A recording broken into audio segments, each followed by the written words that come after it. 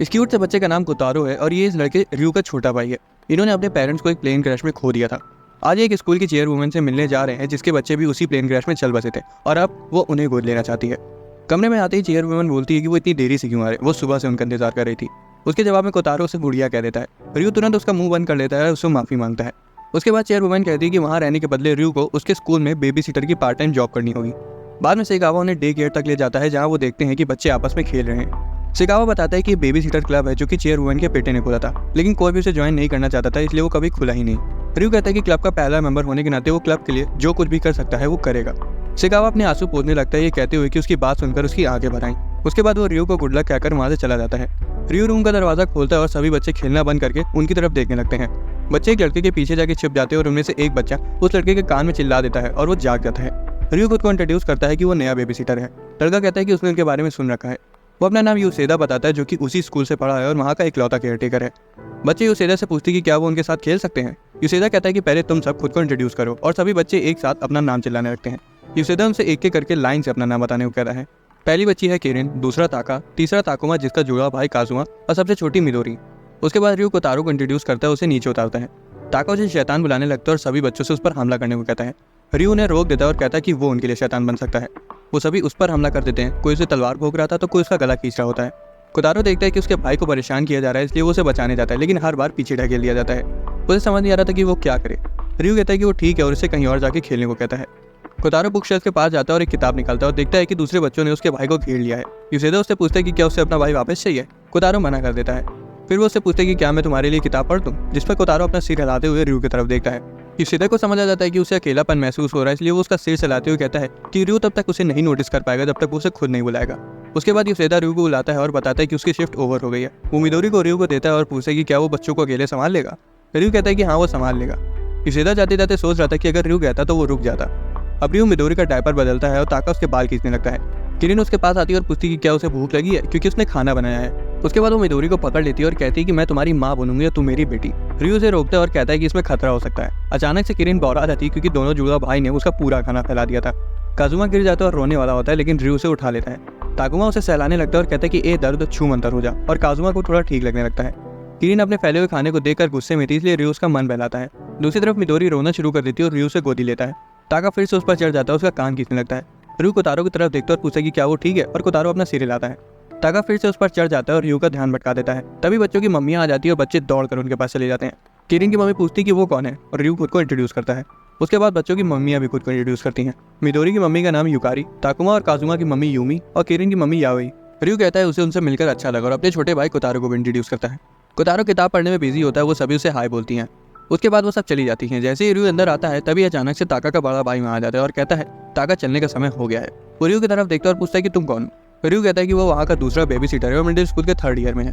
ताका का बड़ा भाई बताता है कि वो हयाटो है और उसी का बैचमेट है और पूछता है कि क्या वो ट्रांसफर स्टूडेंट है। रयू कहता है कि हाँ, और वो सोचता है कि वो थोड़ा डरावना तो दिखता है लेकिन दिल का साफ लगता है। ताका अपने भाई को बताता है कि वो घर नहीं जाएगा। हयाटो कहता है कि नहीं तुम चलोगे। ताका बोलता है कि नहीं, वो रयू के साथ थोड़ी देर और खेलना चाहता है। हयाटो उसके सिर पर टपली बजा देता है और ताका रोने लगता है। रयू कहता है कि उसे ताका को मारने की जरूरत नहीं है। ताका हयातो के पैर में मुक्के मारने लगता है और कहता है कि वो मतलब ही है। हयातो सजेस्ट करता है कि रयू को अपने भाई की देखभाल करनी चाहिए क्योंकि वो अकेला दिख रहा है। उसके बाद हयातो ताका को लेकर वहाँ से चला जाता है। रयू कोतारो के पास आता है और पूछते कि क्या तुम चाहते हो कि मैं तुम्हारे लिए वो किताब पढ़ूं।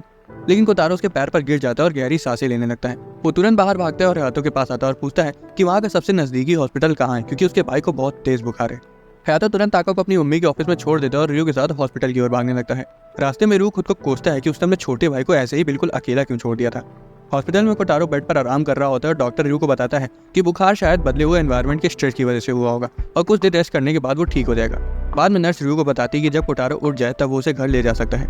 रयू बाहर आता है और अपने पेरेंट्स को कोतारो के बारे में बताने की सोचता है, लेकिन तभी उसके आंसू फोन पर गिरने लगते हैं क्योंकि उसे याद आ गया था कि अब वो नहीं रहे। वही सोचकर रोने लगता है कि अब उसके मम्मी पापा कभी वापस नहीं आएंगे और अब सिर्फ उसके पास कोतारो ही है। तभी चेयरवुमन उसके सिर पर हाथ रखती है और कहती है कि आखिरकार तुम रो रहे हो। उसे अंतिम संस्कार का दिन याद आता है जब उसने देखा था कि सिर्फ रयू और कोतारो ही थे जो नहीं रोए। वो रयू को बताती कि जो चले गए वो वापस नहीं आएंगे, लेकिन इसका मतलब ये नहीं है कि वो इस दुनिया में अकेले हैं। ये सुनकर रयू की आंखों से और आंसू आने लगते हैं। बाद में रयू हॉस्पिटल के अंदर जाता है और नर्स रोते हुए कोतारो के साथ बाहर आती है। वो बताती कि जब से वो उठा है तब से रोए जा रहा है। कोतारो उसके पास जाने के लिए अपना हाथ आगे बढ़ाता है और रयू उसे गले लगा लेता है। रयू को लगता है कि कोतारो को भी समझ आ गया है कि अब वो अपने मम्मी पापा को कभी नहीं देख पाएंगे। उस रात चेयरवुमन उन्हें कंबल बनाने आती है। उसके जाने के बाद र्यू की आंखों में आंसू आ जाते हैं क्योंकि उसे समझ आ गया था कि चेयरवुमन सही थी कि कोई भी अकेला नहीं होता। अगली सुबह चेयरवुमन साइकावा से पूछती कि ये बेकार फूल कहाँ से आए। साइकावा बताता है कि र्यू और कोतारो उन फूल को उनके लिए तोड़ के लाए थे। उसके बाद वो उन्हें फेंकने जा रहा होता है, लेकिन चेयरवुमन उसे रोक देती है और शर्माती हुई कहती कि अब उसने अपना मन बदल लिया है। इस बीच क्लास में टीचर र्यू से खुद को इंट्रोड्यूस करने को कहती है। पहले वो थोड़ा खिलाता है, लेकिन हयातो को देखकर उसे कॉन्फिडेंस आता है और वो खुद को इंट्रोड्यूस करता है। डे केयर में ताका कोतारो से पूछते हैं कि क्या वो उसके साथ उसकी फेवरेट बुक पढ़ना चाहेगा। कोतारो अपना सिर हिलाता है और सभी बच्चे खुश हो जाते हैं। बाद में र्यू पावर रेंजर्स की बुक पढ़ता है और ताका कहता है कि वो रेड रेंजर है, लेकिन ताकुमा रेड रेंजर बनना चाहता था और उसका भाई भी वही बनना चाहता था। किरण कहती है कि वो तो पिंक रेंजर है और युसेदा मिडोरी को गोदी में लिए सो जाता है। अगली सुबह र्यू उठता है और देखता है कि कोतारो उसकी छाती पर लेटा हुआ है। वो उठ के बैठ जाता है और उसे गले लगा देता है, ये सोचते हुए कि अब वो अपने पेरेंट्स के साथ नहीं है। अचानक से र्यू चौंक जाता है क्योंकि चेयरवुमन जोर से दरवाजा खोलकर उसे बिस्तर से निकल के स्कूल के लिए तैयार होने को कहती है।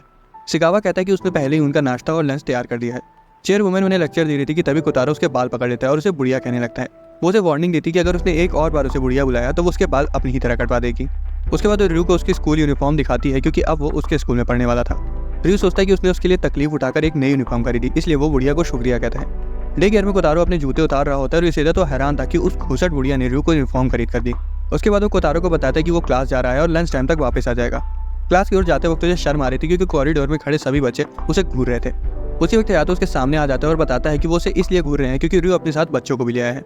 र्यू पीछे मुड़ता है और पूछता है कि वो वहाँ क्या कर रहे हैं। ताका समझाता है कि कोतारो उसका पीछा करना चाहता था, इसलिए वो भी उसके साथ आ गए। कोतारो र्यू के पास चला जाता है और सभी बच्चे र्यू से उसके साथ खेलने को कहते हैं। हयातो ने शांत करने के लिए मुक्का दिखाता है, जिस वजह से ताका रोते हुए वहाँ से भाग जाता है और एक डरावनी सी लड़की से जाकर टकरा जाता है।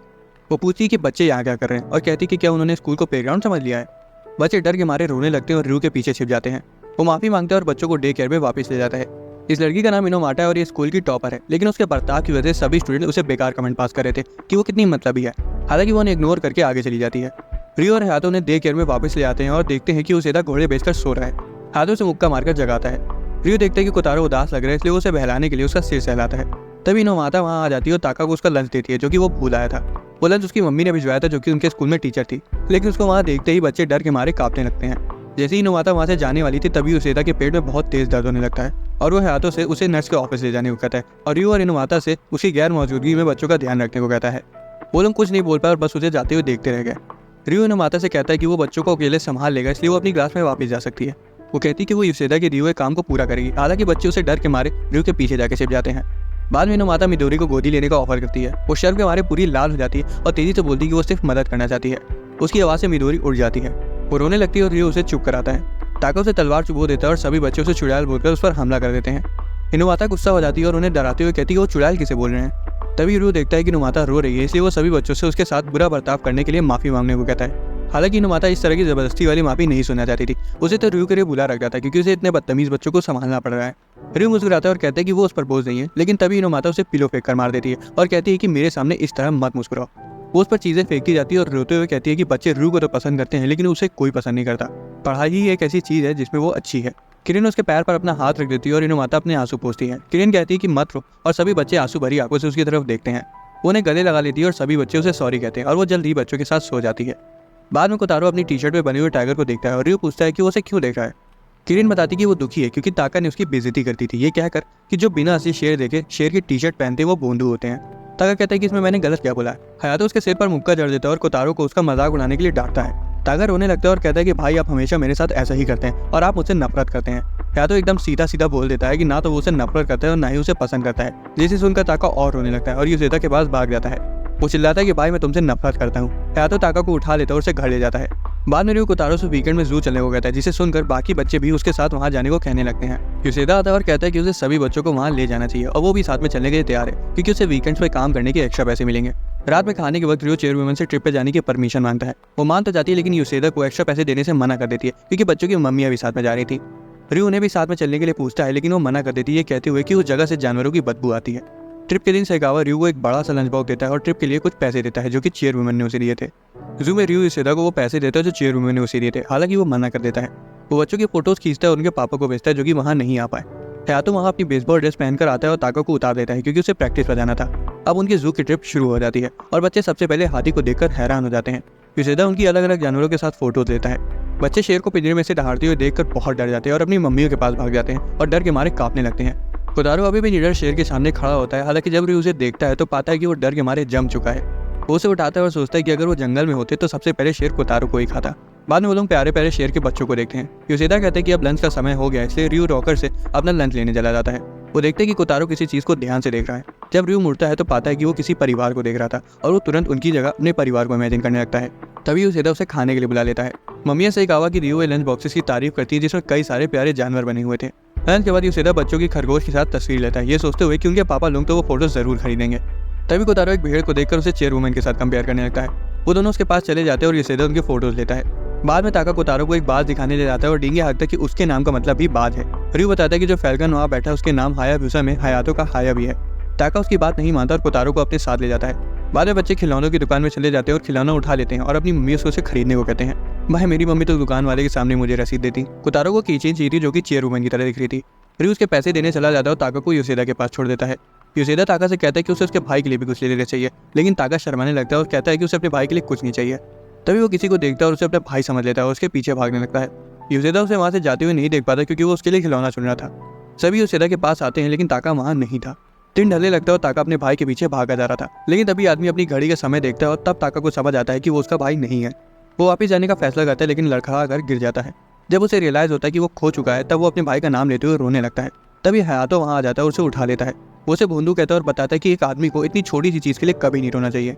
रियो भी वहां आ जाता है और ताका के साथ हयातो को देखकर उसके जान में जान आती है। हयातो ताका को मुक्का जड़ देता है और माफी मांगने को कहता है। रात में सभी लोग अपने अपने घर चले जाते हैं और रियो हयातो को बताता है कि ताका उसके बिना अकेला महसूस कर रहा था। हयातो बताते कि वो इसलिए आया क्योंकि उसकी मम्मी ने ताका को अकेला छोड़ने के लिए उसे मारा था। कोतारो और ताका दोनों ही सो चुके थे। नींद में ताका कहता है कि भैया मैं आपसे बहुत प्यार करता हूँ, और हयातो भी कहता है कि बेवकूफ मैं भी तुमसे नफरत नहीं करता। रियो हयातो को चिढ़ाने लगता है कि भले ही वो हमेशा ताका को मारता रहता है लेकिन उसे पता है कि वो अपने भाई से बहुत प्यार करता है।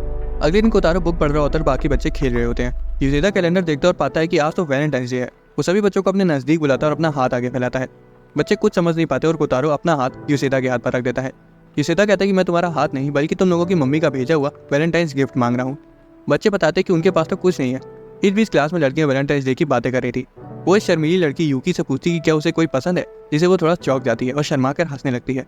एक लड़का रियो से पूछता है कि क्या उसे किसी ने वैलेंटाइन चॉकलेट दी है। जब रियो मना कर देता है तब यूकी खुश हो जाती है क्योंकि रियो उसे पसंद था। उसी वक्त एक लड़की हयातो को चॉकलेट ऑफर करती है लेकिन वो मना कर देता है ये कहते हुए कि वो उसे पसंद नहीं है।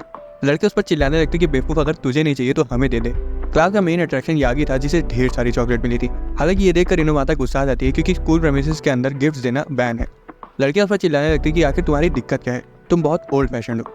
यागी कहता है कि वो उनकी चॉकलेट्स को क्लास खत्म होने के बाद ले लेगा। उसके बाद वो इनोमाता से पूछता है कि कल तो तुम बेबी सिटर क्लब में थी ना, असल में मुझे भी बेबी सिटर क्लब ज्वाइन करना है, क्या तुम मुझे उसके बारे में कुछ बता सकती हो। इनोमाता को याद आता है कि डे केयर सेंटर नए मेंबर्स को ढूंढ रहा है। फिर भी वो गुस्से में उसे खुद से क्लब जाकर पूछने को कहती है और वहां से चली जाती है। यागी का दोस्त नेजू चुपचाप ये सब देख रहा था। इनोमाता को लड़कियों की बात याद आ रही थी कि वो सच ही तो बोल रही थी कि वो हर काम में टांग अड़ाती है। वो रोते हुए कहती है कि जहाँ भी मैं जाती हूँ वहाँ सभी का मजाक किरकिरा कर देती हूँ। उसे डे केयर जाने से डर लग रहा था, ये सोच करके शायद बच्चे भी उसे नफरत करते होंगे। दूसरी तरफ यागी बेबी सीटर रूम में जाता है और बेबी सीटर क्लब को ज्वाइन करने के लिए पूछता है। रियो तो ये देखकर बहुत खुश हो जाता है कि कोई और भी बेबी सिटिंग में इंटरेस्टेड है। उसके बाद वो सभी बच्चों का और खुद का इंट्रोडक्शन देता है। यागी भी अपना इंट्रोडक्शन देता है और किरण के बालों की तारीफ करता है और वो बहुत खुश हो जाती है। उसके बाद वो ताका से कहता है कि वो बिल्कुल अपने भाई की तरह कूल है। ताका बोलता है कि वो तो मैं हूँ ही। यागी मिडोरी की आंखों की तारीफ भी करता है जिससे वो भी खुश हो जाती है। वो ताकुमा काजुमा से कहता है कि वो दोनों बेस्ट फ्रेंड की तरह लग रहे हैं। रियो तो ये देखकर हैरान था कि वो कितनी जल्दी बच्चों से घुल मिल गया। इस बीच लाइब्रेरी में इनोमाता दो लड़कों को बातें करते हुए सुन लेती है कि यागी हमेशा बच्चों को अजीब तरह से घूरता रहता है, इसलिए वो तुरंत डे केयर में बच्चों को बचाने चली जाती है। दूसरी तरफ यागी कोतारो को देखकर मुस्कुराता है और उसकी मुस्कुराहट रियो को चिंता में डाल देती है। यागी कहता है कि कोतारो कितना गोल मटोल है। हालांकि वो उसके गालों को छू पाता उससे पहले ही इनोमाटा वहां आ जाती है और धड़ाम से दरवाजा खोलती है और यागी को रुकने को कहती है। वो फर्श पर खून देखकर सदमे में आ जाती है लेकिन तभी उसे पता चलता है कि कोतारो के गाल को छूने की वजह से यागी के नाक से खून आ रहा है। हालांकि तभी यागी के दोस्त नेजू वहां आ जाता है और यागी पर बच्चों को गलत तरीके से देखने का इल्जाम लगा देता है। डर के मारे रियो बच्चों को यागी से दूर ले जाता है। हालांकि यागी बताता है कि ऐसा कुछ नहीं है, वो खून तो बस ज्यादा चॉकलेट खाने की वजह से आया है। लेकिन नेजू कहता है कि मैंने तो तुम्हें एक भी चॉकलेट खाते हुए नहीं देखा। वो उसे वहां से खींच कर ले जाते हैं और यागी क्लब ना ज्वाइन करने के लिए मान जाता है। लेकिन वो पूछते हैं कि क्या वो कभी कभार आकर बच्चों के साथ खेल सकता है। बच्चों को अभी अभी चॉकलेट के बारे में पता चला था इसलिए अब उन्हें वो खानी थी। यागी उन्हें कुछ चॉकलेट्स ऑफर करने जाता है लेकिन नेजू उसे रोक देता है। बच्चे इनोमाता से चॉकलेट मांगने जाते हैं लेकिन वो कहती कि वो स्कूल के रूल्स के खिलाफ है और बच्चे रोने लगते हैं। हालांकि वो उनसे कहती कि वो कल उनके लिए चॉकलेट्स ले आएगी और वो खुशी के मारे उछलने लगते हैं। स्कूल खत्म होने के बाद रियो और इनोमाता साथ में घर जाते हैं। रास्ते में वो इनोमाता से रुकने के लिए बोलता है और एक स्टोर में चला जाता है। कुछ देर बाद रियो वापस आता है और कोतारो उसे एक चॉकलेट का बॉक्स देता है। रियो कहता है कि स्कूल के बाहर तो चॉकलेट दी ही जा सकती है, जिस पर इनोमाता कहती है कि बाकी लोग तो कहते हैं कि वो बहुत ओल्ड फैशन है। रियो कहता है कि उसे उसकी यही बात तो पसंद है और गुड बाय कहकर वहां से चला जाता है। इनुमाता तो शर्म से पूरी लाल हो जाती है। यूकी छुपकर उनका पीछा कर रही थी और सोच रही थी कि क्या वो दोनों रिलेशनशिप में है। इस बीच यागी बच्चों के लिए चॉकलेट्स खरीद रहा था और नेज़ु को बताता है कि वो इमेजिन कर सकता है कि जब कोतारो चॉकलेट्स खाएगा तो कितना क्यूट लगेगा। ये सोच कर उसके नाक से खून आ जाता है। रात में सेकावा रयू और कोतारो को चॉकलेट्स ऑफर करता है जो उसने खुद बनाई थी। कोतारो एक चॉकलेट उठाने की कोशिश करता है, इसलिए सेकावा उसकी मदद कर देता है। चॉकलेट लेने के बाद कोतारो अपने भाई से मुंह खोलने को कहता है और रयू उसे खा लेता है और कोतारो को शुक्रिया कहता है और कोतारो खुश हो जाता है। इस बीच इनुमाता बच्चों के लिए सबसे अच्छे चॉकलेट्स ढूंढने की कोशिश कर रही थी। अगली सुबह फिजिकल की क्लास में लड़के ठंड के मारे कांप रहे थे। रयू हयातो से पूछता है कि वो इतनी ठंड में सीधा कैसे खड़ा है, जिस पर हयातो कहता है कि उसे ठंड नहीं लगती और लड़के बोलते हैं कि तुम पत्थर हो क्या। तभी यूसेदा बच्चों को एक ट्रॉली में ले आता है और बच्चे यूसेदा को उसे खोलने को कहते हैं। उसे खोलते ही सभी बच्चे रयू के पास भाग जाते हैं और रयू खुश हो जाता है। रयू यूसेदा से उस ट्रॉली के बारे में पूछता है और वो बताता है कि जब उसने कहीं जाना होता है तो वो बच्चों को उसी में बैठा देता है ताकि वो जानवरों की तरह इधर उधर न भागे। बच्चे कहते हैं कि यूसेदा बेवकूफ, हम जानवर नहीं है। जिस पर यूसेदा उन्हें डराते हुए कहते हैं कि क्या हुआ अगर तुम लोगों को कोई अजीब आदमी किडनैप कर ले और एक अंधेरे कमरे में बंद कर दे, तब तुम्हारी आवाज़ कोई नहीं सुनेगा और वो आदमी तुम्हें कच्चा चबा जाएगा। रयू यूसेदा से उन्हें ना डराने के लिए कहता है क्योंकि वो सच में काफी डर गए थे, लेकिन वो बच्चों को अजनबियों से दूर रहने को जरूर कहता है। बाकी लड़के देखते हैं कि रयू के आसपास बच्चे होने की वजह से उसे ठंड नहीं लग रही है, इसलिए वो भी बच्चों की तरफ बहुत अजीब तरह से जाने लगते हैं। वो उन्हें पकड़ते हैं और तो और उनके लिए लड़ने तक लगते हैं। एक अजनबी आदमी दूर से बच्चों को देख रहा था। रयू दो स्टूडेंट्स को किरण को लेने से रोक रहा था जो कि यूसेदा के पीछे छिपी हुई थी। ताका अपने भाई के पास जाता है और उससे मदद मांगता है। एक लड़का काजुमा को पकड़ लेता है और वो डर के मारे रोने लगता है। रयू ताकुमा को झाड़ियों में घुसते हुए देख लेता है और उसे वापस आने को कहता है। वो अजनबी उसके सामने उसे उठाने के लिए तैयार थे। वो उसे पकड़ लेता है और रयू कोतारो को एक लड़के को देखकर ताकुमा को बचाने के लिए भागने लगता है और अजनबी से उसे छोड़ने को कहता है। हयातो अपना जूता निकाल लेता है और अजनबी को दे मारता है जो कि सीधा उसके सिर पे जा लगता है। ताकुमा उसे गिरते हुए देखकर हंस रहा था। यूसेदा हयातो की निशाने की तारीफ करता है तो वहीं रयू पूछता है कि क्या ताकुमा उस आदमी को जानता है। ताकुमा मुस्कुराते हुए कहता है कि वो उसके और काजुमा के पापा हैं। डे केयर सेंटर में आदमी गड़बड़ी के लिए माफी मांगता है। रयू पूछता है कि वो इतने अजीब तरह से झाड़ियों में क्यों छुपे हुए थे। यूसेदा बताता है कि वो एक एक्टर है और उसने अभी रिसेंटली एक टूथब्रश कंपनी के लिए काम किया है और वो बहुत फेमस है।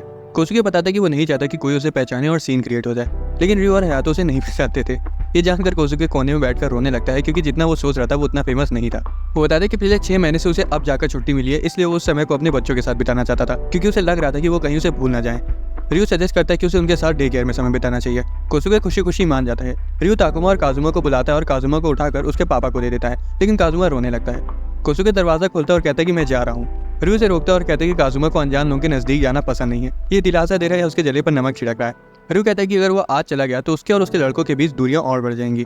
कोसुके की आंखों से पानी आने लगता है। रयू कहता है कि बच्चों के साथ बॉन्ड बनाने में वो उसकी मदद करेगा। तभी ताकुमा बोल देता है कि तुम तो रोतड़ू हो।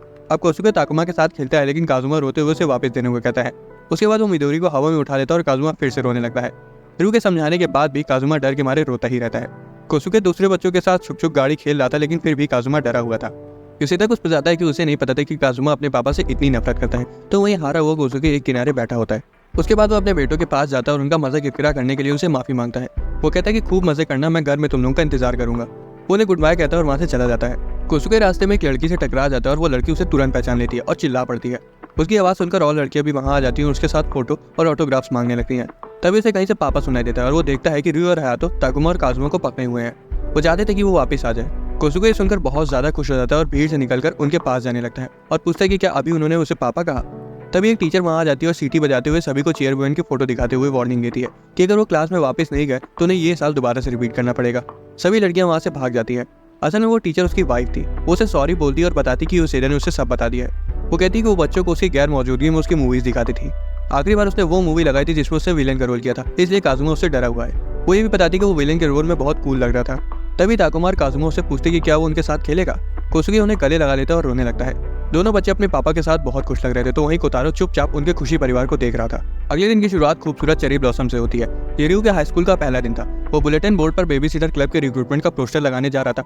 हालांकि वो देखता है कि वहाँ पर पहले से ही कई सारे क्लब्स के फ्लैट्स लगे हुए हैं। उसके बाद वो डे केयर रूम में जाता है जहाँ बच्चे उस पर टूट पड़ते हैं और उसे नीचे गिरा देते हैं। पोस्टर उड़ के कोतारो के सिर पर लैंड हो जाता है। कोतारो चुपचाप खड़ा रहता है, वो तो उसे हटाने की कोशिश भी नहीं करता। यूसेदा भी उसके सिर पर से ही फ्लायर को पढ़ लेता है, इसलिए रयू कहते हैं कि पढ़ने से पहले कम से कम उसे हटा तो दो। यूसेदा सजेस्ट करता है कि उन्हें एक बार दूसरे क्लब भी घूम के आने चाहिए। दोनों भाई मान जाते हैं। ताका को भी अपने भाई का क्लब देखना था और किरण भी एक्साइटेड थी। हॉल में बच्चे एक दूसरे का हाथ पकड़ लेते हैं और गाना गाते हैं और नाचते हैं। कोतारो हर बार रिदम पकड़ने में नाकामयाब हो रहा था। रयू को शर्म आ रही थी क्योंकि सभी की नज़र उसी पर थी। किरण बेसब्री से ड्रामा क्लब का दरवाजा खोलती है, लेकिन वो अपनी मम्मी को भूत बनी हुई देखकर डर जाती है और ताकुमा को छोड़कर बाकी सब बच्चे भी डर जाते हैं। उसकी मम्मी कहती है कि क्या तुम अपनी मम्मी को ही नहीं पहचान पाई, यही तो मेकअप की ताकत है। रयू उन्हें रोकते हुए कहता है कि मैम वो सभी आपसे डरे हुए हैं। वो रयू को उनका क्लब ज्वाइन करने के लिए फंसाने लगती है। तभी कोतारो उसकी पैंट पकड़ता है और दिखाता है कि बच्चे हॉलवे में भाग रहे हैं। वो उनसे माफी मांगता है और कहता है कि मुझे जाना होगा और युसेदा को बुलाता है जिसके चेहरे पर डरावना मेकअप लगा हुआ था। हॉल में दौड़ते हुए भाइयों को उनकी मम्मी मिल जाती है और वो उसके पास जाके उनके गले लग जाते हैं। वो पूछती है कि वो वहाँ क्या कर रहे हैं और रयू बताता है कि वो दूसरे क्लब्स को एक्सप्लोर कर रहे हैं। तभी किरिन को कहीं से मिठाई की खुशबू आती है और बच्चे उसी डायरेक्शन में भाग जाते हैं। उनकी मम्मी भी चली जाती है और रयू कोतारो के साथ बच्चों का पीछा करता है, लेकिन कोतारो एक चींटी को देखकर रुक जाता है और उसे बैठकर देखने लगता है। युसेदा और मिदोरी भी वहाँ आ जाते हैं और उसे देखने लगते हैं। इस बीच बच्चों को कुकिंग रूम मिल जाता है, लेकिन कुकीज अभी तैयार नहीं हुए थे। हिनुमाता जो कि कुकिंग क्लब में ही थी बताती है कि ये बच्चे बेबी सिटिंग क्लब से हैं। रयू अंदर आता है और पूछते हैं कि क्या किसी ने बच्चों को हॉल में भागते हुए देखा, और बच्चे रयू को देखकर खुश हो जाते हैं। हिनुमाता उस पर बच्चों का ध्यान न रखने की वजह से चिल्लाने लगती है, लेकिन जल्दी उसे समझ आ जाता है कि उसने सभी को डरा दिया है। वो चिल्लाने के लिए माफी मांगती है। एक लड़की कहती है कि उसने आखिरकार दिखाई दिया कि उसे भी असल में बच्चों की चिंता है। रयू परेशानी के लिए माफी मांगता है और बच्चों से चलने के लिए कहता है। ताका जाने से मना कर देता है क्योंकि पहले उसे मिठाई चाहिए थी, इसलिए रयू को उसे जबरदस्ती दूसरों के साथ ले जाना पड़ता है। ताका को शांत कराने के लिए वो उसे कहता है कि चलो बेसबॉल क्लब में चलते हैं जहाँ तुम्हारा भाई प्रैक्टिस कर रहा होगा। वो स्पोर्ट्स क्लब जाने के लिए बाहर आते हैं और एक स्टूडेंट कमेंट करता है कि रयू हाई स्कूल में ही बेबी सिटिंग में फंस गया। ताका बेसब्री से अपने भाई की तरफ देखता है और जब उसका भाई भी पलटकर उसे देखता है तो वो खुश हो जाता है। हालांकि हयातो अपना मुंह मोड़ लेता है और ताका बौरा जाता है। ताका कहता है कि तुम मतलबी हो। हयातो आता है और ताका को मुक्का जड़ देता है और वो और भी ज्यादा रोने लगता है। वो रयू को बताता है कि उनकी टीम बेकार है और एक प्लेयर चिल्लाता है कि उसने सब सुन लिया। रयू देखता है कि वो अपने दोस्तों के साथ कितना खुश है। तभी कोतारो और चिड़ियों को देखता है, लेकिन जब वो अपने भाई को बुलाता है तब वो नोटिस करता है कि उसका भाई उदास है। युसेदा को भी समझ आ जाता है कि रयू अकेला महसूस कर रहा है। बच्चे रयू को बुलाते हैं और पूछते हैं कि अब अगली जगह कहाँ जाना है। रयू कहता है कि उसे बेबी सिटर क्लब का पोस्टर लगाने के लिए जगह ढूंढनी है। वो अपने छोटे भाई से साथ आने को कहता है, लेकिन हैरानी से कोतारो मना कर देता है। रयू को बहुत बुरा लगता है कि उसने उसे मना कर दिया। उसके जाते ही कोतारो भी ग्रुप छोड़कर कहीं जाने लगता है। वो बुलेटिन बोर्ड के किनारे पोस्टर लगा देता है। उसके बाद वो दुखी हो जाता है कि उसके भाई तक ने उसके साथ आने के लिए मना कर दिया। तभी हयातो कोतारो के साथ वहाँ आता है और कहता है कि मुझे भी बेबी सिटर क्लब ज्वाइन करना है और ये रही मेरी एप्लीकेशन। असल में कोतारो ने उसे क्लब ज्वाइन करने के लिए मनाया था। हयातो कहता है कि कोतारो ने नोटिस कर लिया था कि तुम डिप्रेस्ड हो और तुम्हें दोस्त चाहिए। रयू हैरान था कि उसका भाई इतने अच्छे से उसे समझता है। बाकी बच्चे भी उसे ढूंढते हुए आते हैं और उसे कुकीज ऑफर करते हैं ताकि उसका मूड ठीक हो जाए। क्लब घूमने का दिन खत्म हो जाता है और युसेदा सभी के लिए मैचिंग एप्रन्स बनाता है। हिनुमाता भी कभी कभार बच्चों के लिए कुकीज ले आती है। हयातो कहता है कि अगर बच्चे उसे खाएंगे तो उनके दांत टूट जाएंगे, जिस पर हिनुमाता कहती है कि तुम्हें खाने की कोई जरूरत नहीं है। अगली सुबह रयू उठता है और उसे छाती पर भारी भारी सा लगता है। असल में कोतारो उसके ऊपर सो रहा था। कोतारो उठ जाता है तभी चेयर वुमेन कमरे में घुस आती है और इतनी देर तक सोते रहने के लिए रयू को हड़काने लगती है। जैसे वो बिस्तर से उतरता है नीचे गिर जाता है। उठने की कोशिश करता है लेकिन बार बार गिरता रहता है। उसके बाद चेयर वुमेन कोतारो को उससे ले लेती है और कहती है कि अगर उसे भी जुकाम हो गया तो अलग मुसीबत हो जाएगी। कोतारो दरवाजे पर ही खड़ा होता है और चेयर वुमेन उसे रयू के लिए दवा बनाने में उसकी मदद करने को कहती है। दूसरी तरफ रयू बिस्तर पर आराम कर रहा था। कोतारो चेयर वुमेन को जज्जर कह देता है। चेयर वुमेन पूछती है कि तुमने मुझे कहा या इस कंबल को। कोतारो दोबारा से उसे वही कह देता है और गुस्से में वो उस पर कंबल फेंक देती है और उसके पीछे आने को कहती है। किचन में चेयर वुमेन एक बड़े से चाकू से नींबू काटती है और कोतारो उसे ऐसा करते हुए देखकर शैतानी बुढ़िया बोल देता है। वो कोतारो से नींबू को उस छोटे से गिलास में निचोड़ने को कहती है ताकि वो रयू के लिए शहद और नींबू का घोल बना सके। कोतारो नीचे बैठ जाता है और नींबू को हिलाता है, लेकिन देखता है कि गिलास में तो कुछ गिरा ही नहीं। चेयर वुमेन पूछती है कि क्या मैं तुम्हारी मदद करूं, लेकिन वो मना कर देता है। कुछ देर मशक्कत करने के बाद वो ग्लास में एक बूंद रस चुआने में कामयाब हो जाता है। वो उसे और रस निकालने को कहती है और कोतारो नींबू निचोड़ने में जुट जाता है। चेयर वुमेन को ड्रॉर में लेमन जूसर तो मिलता है, लेकिन फिर भी वो कोतारो को खुद से जूस निकालने देती है। वो नींबू निचोड़ लेता है, हालांकि जब वो खड़ा होता है तो बेचारा धोखे से ग्लास गिरा देता है। चेयर वुमेन उसे नींबू का दूसरा हिस्सा देती है और दोबारा से रस निकालने को कहती है। पहले वो रस को साफ करते हुए देखकर वो नोटिस करती है कि कोतारो काफी डिटर्मिन्ड है। बाद में चेयर वुमेन खाना लेकर आती है और पूछती है कि अब रयू की हालत कैसी है। सिकावा बताता है कि उसका बुखार कम हो गया और चेयर वुमेन कहती है कि अब उसे आराम करने दो। उसके दरवाजा बंद करते रयू अपनी फैमिली के सपने देखने लगता है। उसके पेरेंट्स एक और ट्रिप पर जा रहे थे और इस बार वो कोतारो को भी अपने साथ ले जा रहे थे। रयू भीख मांगते कि कोतारो को मत ले जाओ, ये सोच करके शायद वो भी कभी वापस ना आए। वो नींद में ही रोने लगता है, लेकिन कोतारो उसके बगल में होता है और अपने बड़े भाई के आंसू पोंछता है और उसकी आंखें जलने लगती है। चेयर वुमेन आती है और बताती है कि कोतारो के हाथों में नींबू का रस लगा हुआ है। वो उसे गर्मा गर्म काढ़ा देती है और बताती है कि कोतारो ने उसे बनाया है। उसको पीते वो भगवान को शुक्रिया कहता है कि उन्होंने उसके छोटे भाई को अपने पास नहीं बुलाया। रयू उसका सिर हिलाता है और कोतारो मुस्कुराता है। चेयर वुमेन कोतारो को उठा लेती है और बताती है कि अब उसे जाना होगा। बेचारे को लगा था कि दवाई खाने के तुरंत बाद उसका भाई ठीक हो जाएगा, लेकिन चेयर वुमेन बताती है कि रयू को अभी भी आराम की जरूरत है। रयू को चिंता थी कि कहीं कोतारो को भी सर्दी न लग जाए। बाद में वो चेयर के नीचे बैठा शोक मना रहा होता है। सिकावा उसे आइसक्रीम की लालच देकर बाहर बुलाने की कोशिश करता है, लेकिन वो बाहर नहीं आता। अगली सुबह मिदोरी की मम्मी मिदोरी को रयू को दे जाती है। रयू कोतारो से कहता है क्यों ना जब तक सब लोग नहीं आ जाते तब तक स्टोरी बुक पढ़ ली जाए। उससे पहले वो मिदोरी का डायपर बदल देता है, लेकिन पता चलता है कि डायपर तो खत्म हो गए हैं। जैसे ही वो डायपर निकालने के लिए ड्रॉर खोलता है तभी मिदोरी दरवाजे की तरफ भाग जाती है। उसी वक्त एक लड़का अंदर आ जाता है और वहाँ भरी बदबू उसके नाक में चढ़ जाती है। मिदोरी उसकी पैंट खींच लेती है और वो नीचे गिर जाता है। लड़का रोने लगता है और रयू से कुछ करने को कहता है। बाद में वो बैठकर बात करते हैं और लड़का पूछता है कि क्या है बदबू फैलाने का क्लब है। वो दोनों बात कर रहे होते हैं और कोतारो सिंड्रेला की पीछे बुक पकड़े खड़ा हुआ था। लड़का मिदोरी को बदबू की खदान बताता है और कोतारो को एक स्पेस कैडेट। वो पूछते हैं कि क्या वो मिदोरी नाम की बच्ची की बेबी सिटिंग भी कर रहा है, क्योंकि उसे नहीं पता था कि जिसे वो बदबू की खदान बुला रहा है वही मिदोरी है। रयू पूछता है कि वो उसे क्यों ढूंढ रहा है और लड़का बताता है कि उसे अपने होने वाली बेटी का चेहरा देखना है। रयू कंफ्यूज हो जाता है और पूछता है कि तुम अभी भी स्कूल ही में पढ़ते हो ना।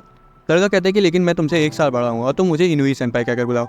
रयू बताता है कि मिडोरी की मॉम तो पहले से मैरिड है, लेकिन इनुई बस मुस्कुराता है और कहता है कि ये सब प्यार में नहीं देखा जाता। रयू हड़बड़ाने लगता है और इनुई कहता है कि बच्चे अभी तुम ये सब नहीं समझोगे क्योंकि तुम्हें कभी प्यार हुआ ही नहीं। उसके बाद वो उठ कर चला जाता है, ये मानते हुए कि मिडोरी वहाँ नहीं है। बाद में ये सीधा रयू के सामने हाथ हिलाता है। असल में इनुई की बातें सुनकर वो बैठे बैठे ही बेहोश हो गया था। किरिन उसे बताती है कि वो अपनी आंखें खुली रखकर सो रहा था। बेचारा कोतारो अभी तक सिंड्रेला की बुक लिए रयू का उसे पढ़कर सुनाने का इंतजार कर रहा था, लेकिन रयू कहता है कि वो बाद में पढ़ देगा। उसके बाद वो मिडोरी के पापा के बारे में पूछता है। युसेदा बताता है कि वो फिलहाल देश के बाहर है। इसे तो कंफर्म हो जाता है कि मिडोरी की मॉम ना तो विधवा है और ना ही डिवोर्स। रयू तो ये सोचकर घबरा जाती है कि कहीं वो इनुई के साथ अपने हस्बैंड को चीट तो नहीं कर रही है। युसेदा रयू को चिढ़ाते हुए पूछते कि कहीं उसे बड़ी लड़कियां तो पसंद नहीं है, हालांकि रयू साफ मना कर देता है। क्लास में वो हयातो को इसके बारे में बताता है, जिस पर हयातो कहता है कि ये उनकी मर्जी है और तुम इन झंझटों से दूर रहो।